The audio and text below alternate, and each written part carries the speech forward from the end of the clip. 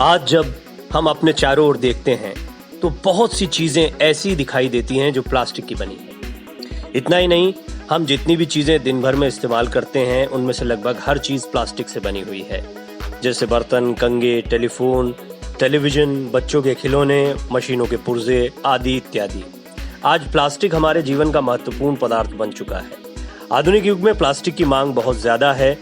जो चीज पहले किसी अन्य पदार्थ से बनाई जाती थी, जैसे लोहे या लकड़ी से, आज प्लास्टिक से बनाई जा रही है, क्योंकि प्लास्टिक अन्य पदार्थों की तुलना में कई कारणों में बेहतर है।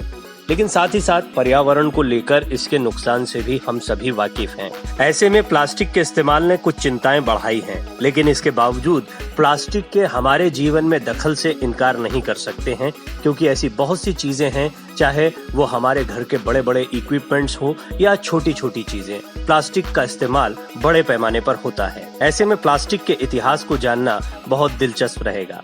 प्लास्टिक के द्वारा बनाई गई चीजें जल्दी से टूटती नहीं हैं। प्लास्टिक किसी भी वातावरण के अंदर लकड़ी या कागज की तरह सड़ता नहीं है। प्लास्टिक के ऊपर लोहे की तरह जंग नहीं लगता। प्लास्टिक के ऊपर जल्दी से किसी वातावरण का कोई प्रभाव नहीं पड़ता। और प्लास्टिक से बिजली के उपकरण भी बनाए जा सकते हैं, क्योंकि वो विद्युत का कुचालक होता है।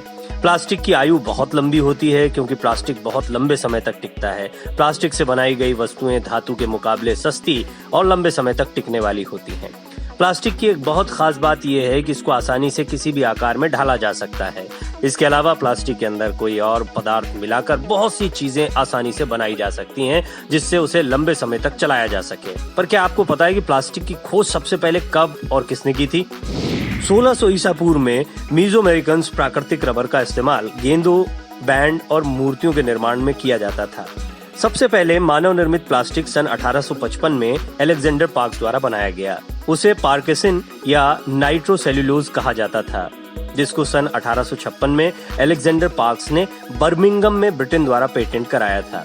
इसके अलावा सन 1862 में ये लंदन में महान अंतर्राष्ट्रीय प्रदर्शनी में प्रस्तुत किया गया और उन्होंने सन 1862 विश्व मेले में इसके लिए कांस्य पदक भी जीता था।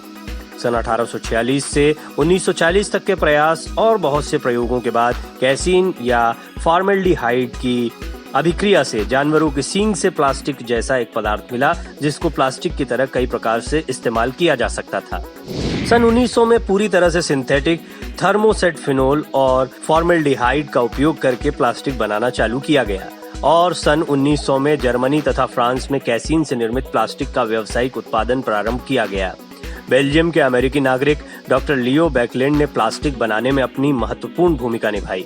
सन 1909 में फिनॉल तथा फॉर्मेल्डिहाइड की प्रक्रिया में कुछ परिवर्तन करके बैकलैंड एक ऐसा प्लास्टिक निर्मित करने में सफल हुए जिसका उपयोग कई उद्योगों में किया जा सकता था।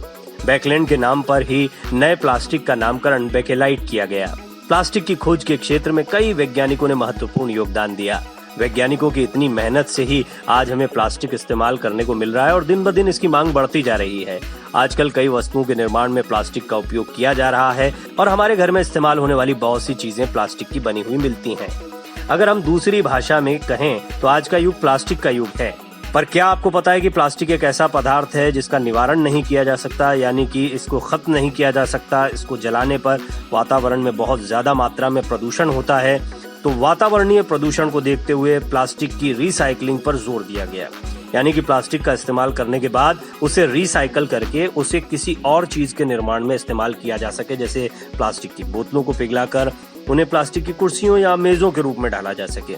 लेकिन प्लास्टिक रिसाइकलिंग की औसत दर अन्य वस्तुओं की तुलना में बहुत कम है। 2005 में सभी प्लास्टिक की बोतलों की रिसाइकलिंग दर 24% थी, जो बहुत कम मात्रा में थी। पर पिछले कुछ समय से प्लास्टिक रिसाइकलिंग में बहुत ज्यादा मात्रा में बढ़त हुई है और लोगों में जागरूकता के साथ साथ प्लास्टिक का कम से कम इस्तेमाल करने की कोशिश भी बढ़ी है।